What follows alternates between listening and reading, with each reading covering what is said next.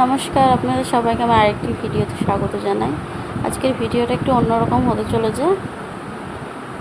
জানি না এটা কাদের বাড়ি নিয়ম আছে, কিন্তু আমাদের এই নিয়মটা আছে।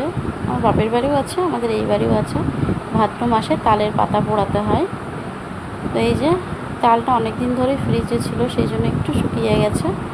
তালটাকে ভালোভাবে ছুলে নিয়েছি। এবার হালকা জল দিয়ে, যেহেতু শুকিয়ে গেছে সেই জন্য একটু জল ব্যবহার করতেই হলো।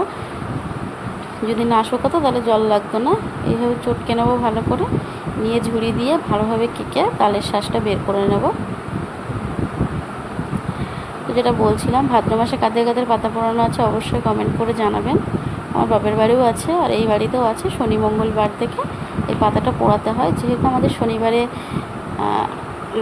নিরামিষ খাওয়া হয়, সেজন্য আমরা শনিবারটাই করছি এটা। তাতে সব কিছু নিরামিষ আছে, একটা পুজোর যে কোনো জিনিস করলে নিরামিষের দিনে বেশ ভালো হয়। এই যে দেখতেই পাচ্ছেন, আমি তালটা করে নিয়েছি। এখানে আমি একবারেই গোলাবো, কিন্তু মানে কিছুটা পাতা পোড়াবো। পাতা পোড়ানো তো অত কেউ খায় না, তো নিয়মের জন্য তো করতেই হবে। যেটা নিয়ম সেটা না করলে তো হবে না। তো এখানে চিনি দিয়ে ভালোভাবে গুলিয়ে নিয়ে তারপরে সুজি দিয়ে দিল। আর এটা আমি গোলাচ্ছি, তালটা আমি মানে করেছি। এটা গোলাচ্ছে হচ্ছে আমার শাশুড়ি মা। আমি তালটা পুরো ছুলে কেকে মানে শ্বাসটা বের করে দিয়েছি, আমার শাশুড়ি মা গোলাচ্ছে। এটা অর্ধেকটা দিয়ে করবো হচ্ছে পাতা পোড়ানো, আর অর্ধেকটা দিয়ে করে নেবো তালের বড়া। তালের বড়া করলে খাওয়া হয়ে যাবে। আর আমার এক মেশামশাই আছে, উনি আবার খুব ভালোবাসে তালের বড়া খেতে। তো আগের দিন তাকে কটা দেওয়া হয়েছিল, অল্পই করা হয়েছিল জন্মাষ্টমীর দিন। তো সবাইকে প্রসাদ দেওয়া হয়েছিল জন্য তাকে কম দেওয়া হয়েছিল। তা মাকে বললাম যে তাহলে অল্প কটা তালের বড়া পাতা পোড়াই আর তালের বড়া করে নিই, তাহলে মেশামশাইকে দিয়ে আসবেন, তাহলে খেতে পারবে। এখানে আবার ময়দা, পরিমাণ মতন ময়দা দিয়ে দিলাম। দিয়ে ভালোভাবে মাখিয়ে আধা ঘন্টা থেকে 1 ঘন্টা রেখে দিয়েছি, যাতে সুজিটা ফুলে ওঠে। এখানে কলা পাতা কেটে নিয়েছি, এবার সাইজ করে কেটে নিচ্ছে আমার শাশুড়ি মা। এগুলোকে সামান্য তেল মাখিয়ে নেবে।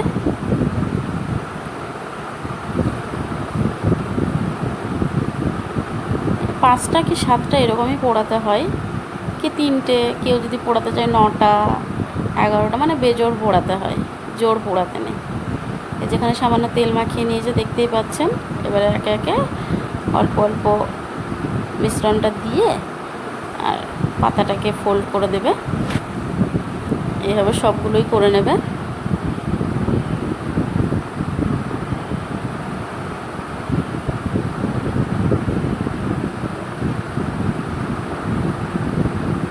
এবার তাওয়ায় এগুলোকে ভালো করে ভেজে নেব। এই যে একটু সময় নিয়ে ভাজতে হবে।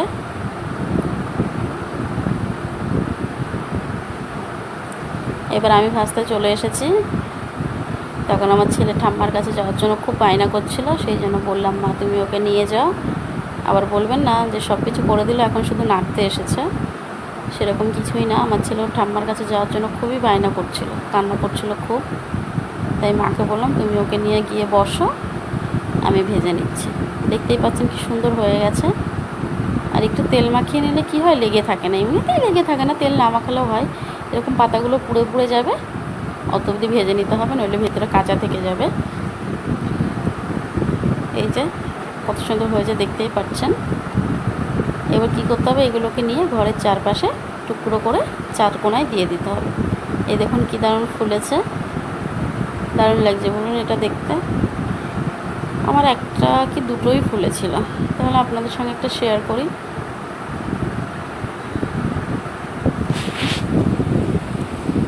আর কমেন্টে কিন্তু জানাতে ভুলবেন না এই নিয়মটা কাদের কাদের আছে। আর এই পাতা পোড়া খেতে কিন্তু খুব টেস্টি লাগে, যাই বলুন তাই বলুন। এদিকে তেলও বসিয়ে দিয়েছি কড়াইতে। এই যে যেটা ফুলেছিল সেটা নরম হয়ে গেছে। এই যে সবগুলো বের করে নিয়েছি, কী সুন্দর হয়েছে দেখতেই পাচ্ছেন, দারুণ লাগছে দেখতে। আর এমনি কলা পাতার ফ্লেভারটা তো এমনিতেই খুব সুন্দর, সেই জন্যই তো মানে ভাপা টাপা করলে কলা পাতায় করলে বেশি টেস্ট হয়। এই যে তেল গরম হয়ে গেছে, এখন তালের বড়াগুলো দিয়ে দিচ্ছি। দেখবেন কি দারুণ ফুলে উঠবে। আর তালের বড়া ফুলে উঠবে কীভাবে, আমি আপনাদের একটা টেকনিক বলে দিই। যারা যারা জানে না, যারা জানেন তারা জানেন, যারা জানেন না তাদের জন্য বলে দিই।